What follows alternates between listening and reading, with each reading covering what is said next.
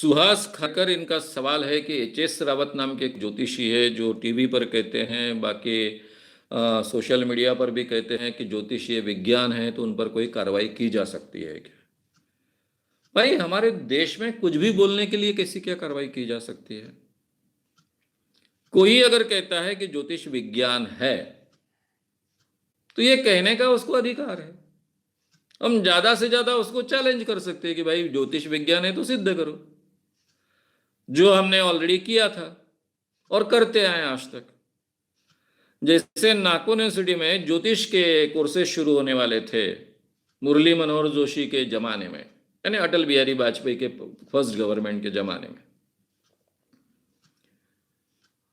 तो उस जमाने में नागपुर यूनिवर्सिटी ने निर्णय लेने के बाद में हमने अपना अश्वमेध छोड़ दिया 11 जिलों में। नागपुर यूनिवर्सिटी का जो दायरा है 11 जिलों का, तब अमरावती यूनिवर्सिटी बनने की थी। अब उन्होंने ऑलरेडी निर्णय लिया था, सेंट्रल गवर्नमेंट का निर्णय था। तो हमने यही कहा ना कि ज्योतिष विज्ञान है, सिद्ध करने के लिए मैदान में आ जाइए।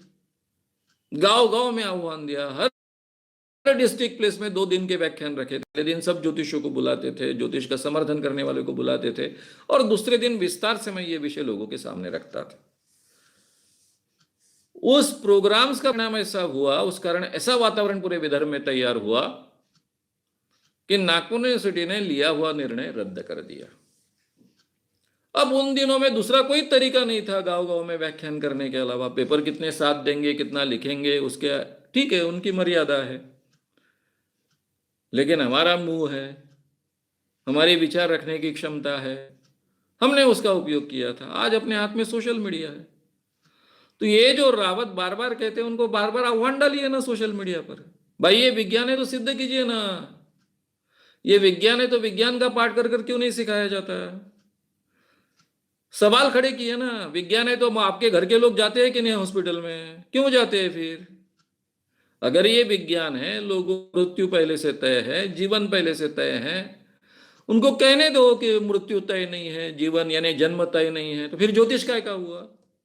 ज्योतिष का बेस ही खत्म हो गया। फिर सवाल बार बार खड़े कीजिए, चारों ओर से खड़े कीजिए, अलग अलग ढंग से जाने दीजिए। ये तरीका है ना आज के। जब गाली मत दीजिए, भला बुरा मत कीजिए, अपमान भी मत कीजिए, सीधा आह्वान डालते रहिए। तो ये तरीका हमारे पास उपलब्ध है ना। कोई अगर कहता है ज्योतिष विज्ञान है, तो ये गुनाह नहीं हो सकता है। मैंने पहले ही कहा, मैं हर ज्योतिष को कहता हूं कि हमारे देश में झूठ बोलना गुनाह नहीं, चाहे उतना बड़ा झूठ आप पेल सकते हो। यानी मैं मजाक के तौर पर यह भी कहता हूं कि कोई अगर भारत की ग्रामीण औरत है, उसको कह दो कि आप अमेरिका के राष्ट्रपति बनोगे, तो भी गुनाह नहीं। अब भाई वो औरत है, वो अमेरिका काहे को जाएगी? अमेरिका की नागरिक बने बगैर वो राष्ट्रपति बनेगी कैसे अमेरिका की? कह डालो, कहने को क्या लगता है? कानूनन अपराध नहीं। हमारे यहां झूठ बोलना कानूनन अपराध नहीं, लोगों को ठगना कानूनन अपराध है। अगर ये ज्योतिषी लोगों को ठगते हैं, इसके कोई प्रमाण आपको मिलते हैं, तो 420 के कलम के नीचे अभी भी उन पर केस डाली जा सकती है। ये व्यक्ति 420 है, पैसे लेकर लोगों को ठगता है, उसने भविष्य बताया था, वो झूठा साबित हुआ, लेकिन पैसे लिए, बाद में वापिस नहीं दे रहा है। उसका प्रमाणित, उसने जो लिख कर दिया था वो भविष्य कैसे झूठा हुआ?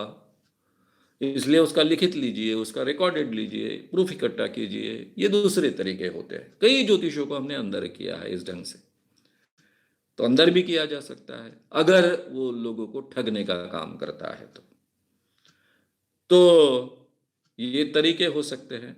लेकिन केवल ज्योतिष एक विज्ञान है ऐसा कहना कानूनन अपराध नहीं है, क्योंकि हमारे देश में झूठ बोलना कानूनन अपराध नहीं है।